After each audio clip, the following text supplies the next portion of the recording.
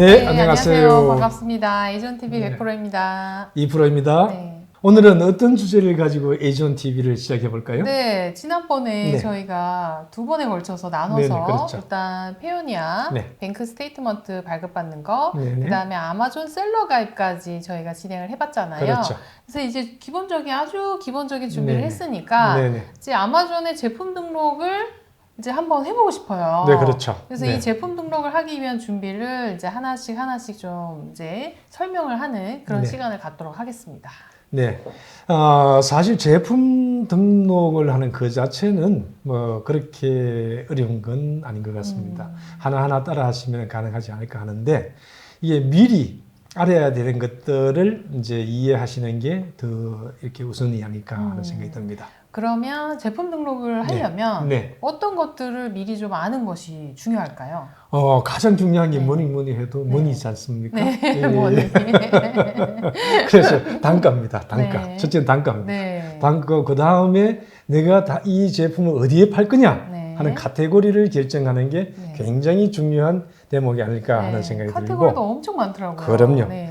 그래서 이제 용어도 또 익혀야 되시고, 그리고 그 모듈이 있는데 템플레이트라고 하기도 하고 모듈이라고 하는데 이 모듈을 꾸미는 방법, 노하우에 대해서도 익히는 것이 중요하다. 그러니까 이번 시간에는 가장 먼저 할 수 있는 단가부터 이야기해 보도록 하겠습니다. 네, 좋습니다. 네. 그럼 이번 시간에는 네. 제품 단가 결정에서 이제 이걸 하면서 가장 네. 중요한 그런 노하우들을 이제 설명을 하는 시간을 좀 갖도록 할게요. 네, 그러시죠. 근데 이제 단가 결정이 왜 그렇게 중요한가요? 그냥 뭐 원가에서 조금 기본적인 거 더할 거 좀 더해서 이렇게 정하면 되는 거 아닌가? 그렇죠. 네네. 그렇지만 이제 수출이잖아요. 네네. 수출이고 이제 이렇게 우리가 수출하면서 각각의 어떤 바이어든 온라인에서 판매하든 아니면 오프라인에 바이어를 구하든 어떻게 그분들의 어떤 마진이라든지 이런 거 다 생각을 해야 되고 통관을 생각해야 되다 보니까 아무래도 국내에서 팔 때하고는 다르게 생각이 될 것이 좀 많이 있습니다. 더할 게 많다. 그럼요. 네네.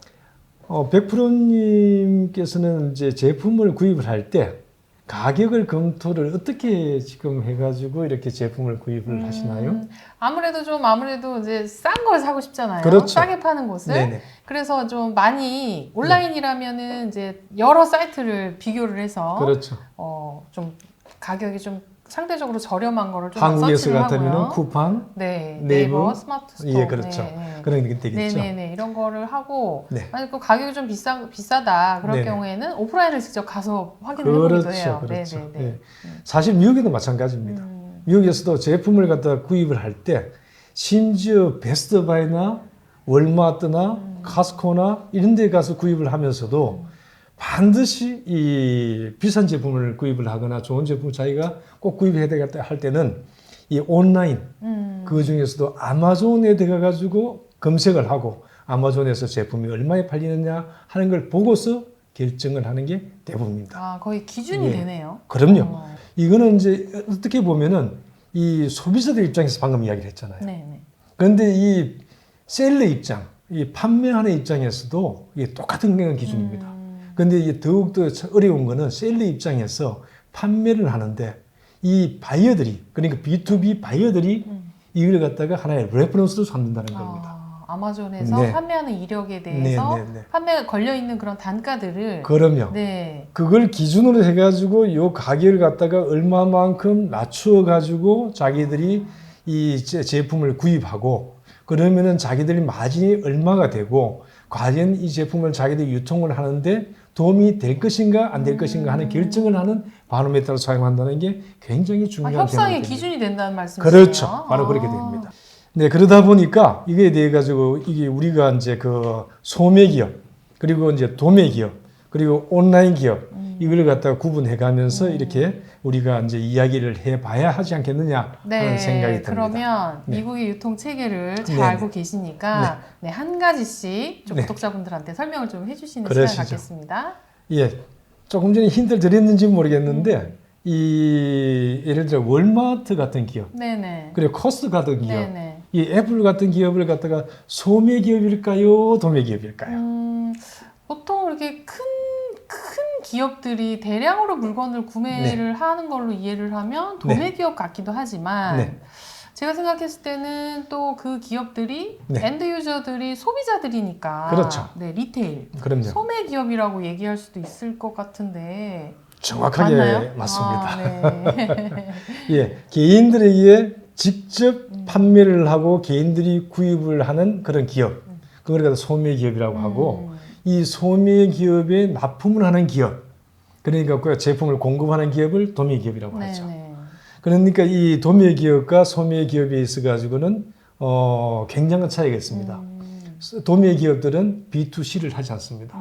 소비자한테 제품을 판매하지 않고 오직 이제 이 기업에만 기업 대 판매를 기업으로. 하는 네, 거죠. 네, 네. 그래야 되는데 여기서 이제 애플이나 이제 베스트바이나 월마트나 코스트코 같은 소매 기업들이 납품을 하게 되는데, 이 납품을 하게 되면은 이 큰 기업들은 도매 기업에게만 제품을 이런 기업들이 납품을 받을까요? 그렇지 않을 것 같아요. 네, 네. 왜냐하면은 그렇죠. 이제 조금 더 저렴하게 네, 구입을 해서 네. 판매를 하려면 마진율이 좀 더 그렇죠. 높게 하기 위해서는 네, 네. 제조기업들하고도 컨택을 할 것 같거든요. 당연히 그렇죠. 그러다 보니까는 이 도매 기업들이 제품을 소싱하는 거는 이 도매 기업들한테도 제품을 소싱을 하지만은 네네. 제조 기업들한테도 다이렉트로 소싱을 하기 때문에 우리 이제 거꾸로 판매하는 입장, 우리 이제 제조 기업들 입장에서는 도매 기업을 선택할 수도 있고, 또 이제 애플과 같은 월마트 같은 이런 큰 소매 기업들을 선택할 수도 있고 납품을 할 수도 있다. 두 가지 방법이 그럼요. 있는 거네요. 그렇죠. 네네. 그렇죠. 우리 제조기업들이 이 큰 도매 기업을 컨택을 하고 네. 이런 것들이 막상 이렇게 쉽지만은 않을 것 같아요. 그렇죠? 사실 그렇죠. 네. 근데 제가 알고 있기로는 이프로님도 직접 경험을 하신 네. 그런 이력들이 있으셔서 네. 좀 설명을 더 하면 더 재밌을 것 같거든요. 네네. 네. 사실 저는 이제 이렇게 이 도매 기업을 한테 제 회사에 밴드를 등록하고 그리고 이 판매를 하기 위한 사실 직전까지 갔습니다. 직전까지 갔는데 직접 오더를 받지는 못했어요. 아쉬워요. 네. 그 원인이 뭔지 아세요? 가격 때문에? 네.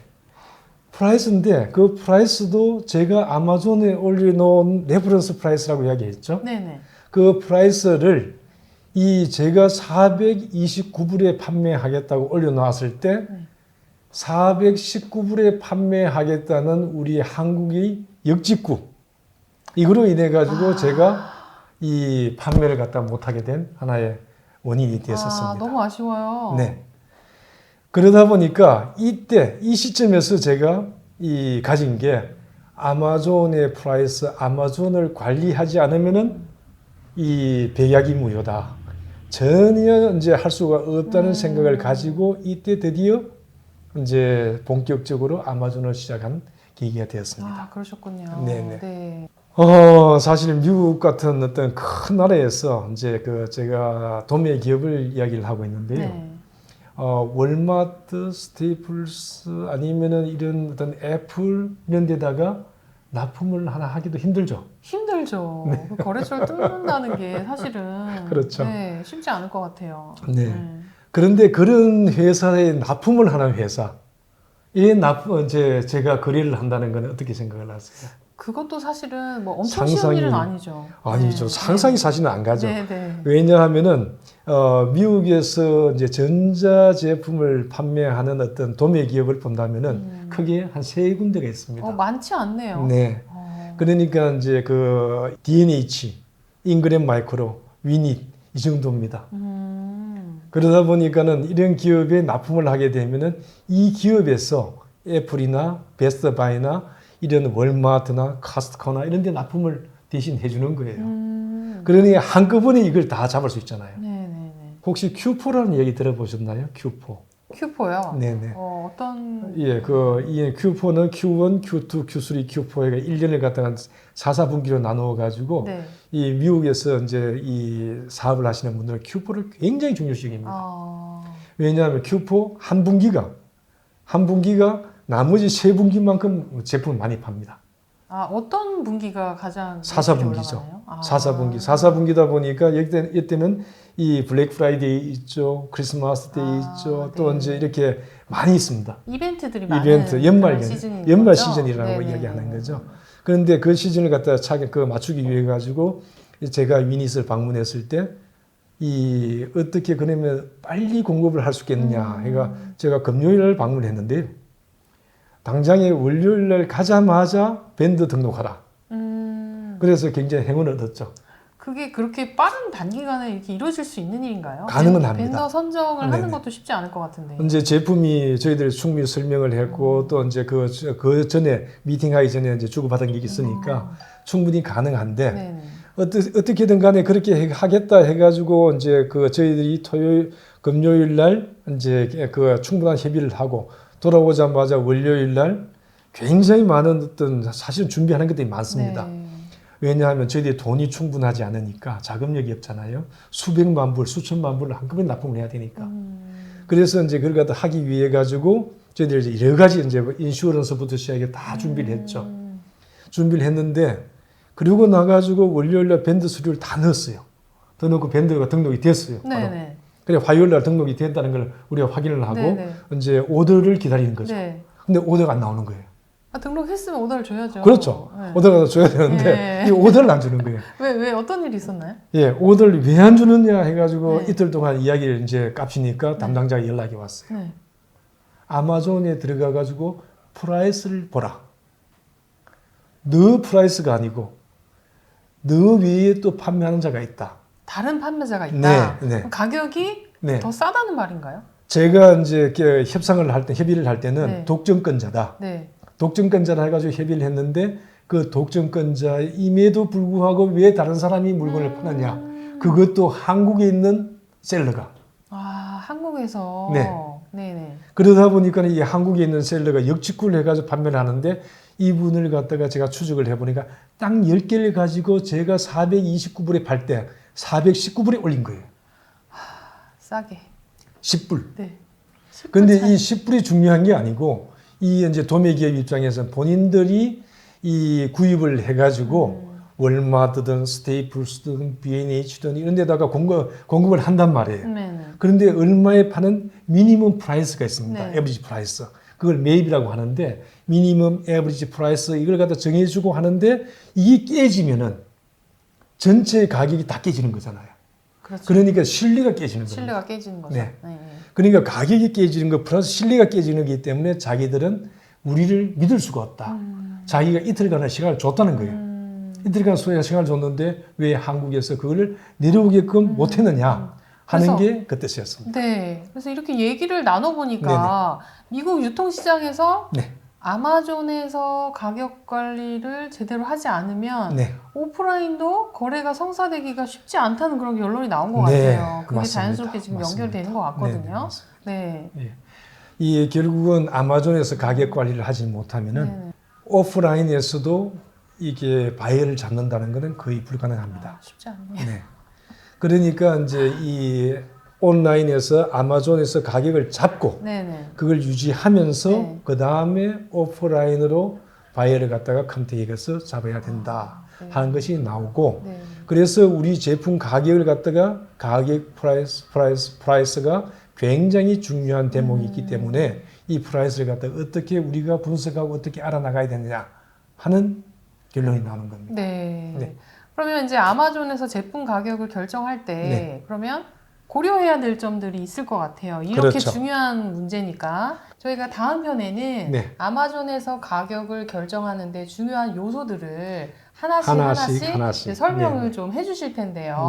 네네. 내용이 상당히 좀 방대하다 보니까 저희가 따로 한 편을 만들어서 네. 설명을 좀 드리는 시간을 갖도록 하겠습니다. 이번 시간에 다 해드리려고 했는데 참 네, 너무 아쉽네요. 아쉬워요. 그죠? 네. 예, 우리 중소기업들이 미국 시장에 다양한 채널을 개척하고 또 온라인 오프라인에서 열심히 여러분들이 뛸 수 있는 그날까지 우리 에이전 TV는 최선을 다해서 지원하겠습니다. 예, 파이팅 하세요.